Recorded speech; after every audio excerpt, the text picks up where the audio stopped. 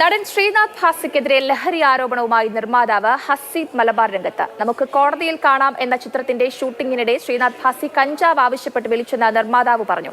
Shooting സെറ്റിൽ കാരവാനിൽ വെച്ച് ശ്രീനാഥ് ഭാസി ലഹരി ഉപയോഗിച്ചു. സിനിമ മുടങ്ങുമോ എന്ന ഭയത്താലാണ് പോലീസിൽ പരാതിപ്പെടാത്തത് എന്നും നിർമ്മാതാവ് മാതൃഭൂമി ന്യൂസിനോട് പറഞ്ഞു. ഒരു ദിവസം രാത്രി, അത് ഡയറക്റ്റ് എന്നോടല്ല, ഞാൻ ഏൽപ്പിച്ചെന്ന എന്റെ പയ്യന്റെ അടുത്ത് ഇങ്ങനെ കോള് വരുവാണ്. ഒരു 2:45-3 മണിയായപ്പം എന്നെ പോലെ വലിക്കാൻ സാധനം വേണം, അവിടെ ലഭിച്ചാൽ എനിക്ക് കിട്ടാൻ മാർഗമില്ല എന്നൊക്കെ പറഞ്ഞു.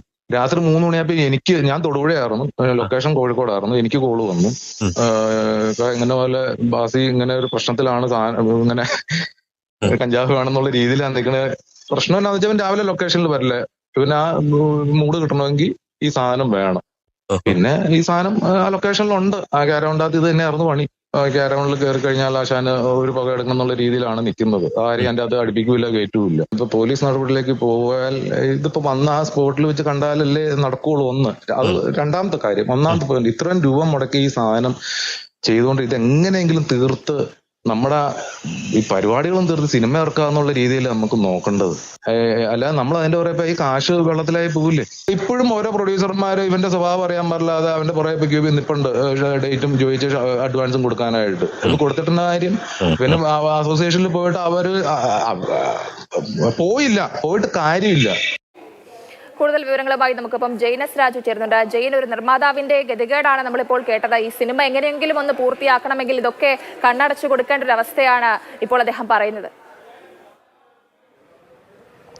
തീർച്ചയായിട്ടും ഈ സിനിമ നിർമ്മാതാക്കൾ ഒരു കത്രിക പൂട്ടിൽ തന്നെയാണ് എന്ന് പറയേണ്ടി വരും. കാരണം വലിയ ഇൻവെസ്റ്റ്മെൻ്റ് ആണ് ഇത്തരം നടന്മാരെ കേന്ദ്രീകരിച്ച് നടത്തുന്നത്. സ്വാഭാവികമായും പടത്തിൻ്റെ ഒരു ഘട്ടം കഴിയുമ്പോഴാണ് ഇത്തരം പ്രശ്നങ്ങളൊക്കെ ഉണ്ടാവുക. സ്വാഭാവികമായി ഇൻവെസ്റ്റ് ചെയ്ത പണം എങ്ങനെയെങ്കിലും ഊരിയെടുക്കുക എന്നുള്ളതായിരിക്കും നിർമ്മാതാവിൻ്റെ മുന്നിലുള്ള മാർഗം. അതുകൊണ്ട് തന്നെ ഇവർ ആവശ്യപ്പെടുന്ന എന്തും ചെയ്തു കൊടുക്കേണ്ട ഒരു ഗതികേടിലേക്ക് ഈ നിർമ്മാതാക്കൾ എത്തുന്നു എന്ന് വേണം ഈ ഹസീബുമായിട്ട് സംസാരിച്ചപ്പോൾ എനിക്ക് മനസ്സിലായത്. കാരണം ഈ നടൻ്റെ ഗുഡ്വിലും, ഈ സിനിമയുടെ ഗുഡ്വിലും നടൻ്റെ ഗുഡ്വിലും സംരക്ഷിക്കേണ്ട പൂർണ്ണ ഉത്തരവാദിത്വം ഈ നിർമ്മാതാവിലേക്ക് വന്നു ചേരുകയാണ്. പിന്നെ അയാൾ എന്ത് തോന്നിവാസം കാണിച്ചാലും അതിന് മറപിടിക്കേണ്ട ചുമതല ഈ നിർമ്മാതാവിനാണ് എന്നുള്ളതാണ് ഹസീബുമായി സംസാരിച്ചപ്പോൾ മനസ്സിലായത്. ഒരു ഉദാഹരണം, ആലപ്പുഴയിൽ ശ്രീനാഥ് ഭാസി ഒരു ടർഫിൻ്റെ ഉദ്ഘാടനം ഏറ്റിരുന്നു. പക്ഷേ ആ സമയത്ത് അയാൾ ചെന്നില്ല. അപ്പോൾ സ്വാഭാവികമായും അഡ്വാൻസായി 5 ലക്ഷം രൂപയിലധികം നൽകിയിരുന്നു. ആ പണം നൽകിയതും ഈ നിർമ്മാതാവാണ് എന്നുള്ളതാണ്. അതായത് പിന്നീട് ഈ സിനിമ കമ്മിറ്റ് ചെയ്താൽ, അല്ലെങ്കിൽ ഈ സിനിമയുടെ ഷൂട്ടിംഗ് ആരംഭിച്ചു കഴിഞ്ഞാൽ ആ നടൻ്റെ എല്ലാ ചുമതലകളും വഹിക്കേണ്ടി വരുന്നത് നിർമ്മാതാവിനാണ് എന്നുള്ളതാണ് ഹസീബുമായി സംസാരിക്കുമ്പോൾ മനസ്സിലാവുന്നത്. മറ്റൊരു കാര്യം പറയാനുള്ളത്, ഇപ്പോൾ സിനിമാ ചിത്രീകരണ സമയത്ത് ലഹരി ഉപയോഗവുമായി ബന്ധപ്പെട്ട് പരിശോധനകളുടെ സാധ്യതയൊക്കെ ഒരു ഘട്ടത്തിൽ പോലീസ് പരിശോധിച്ചിരുന്നു.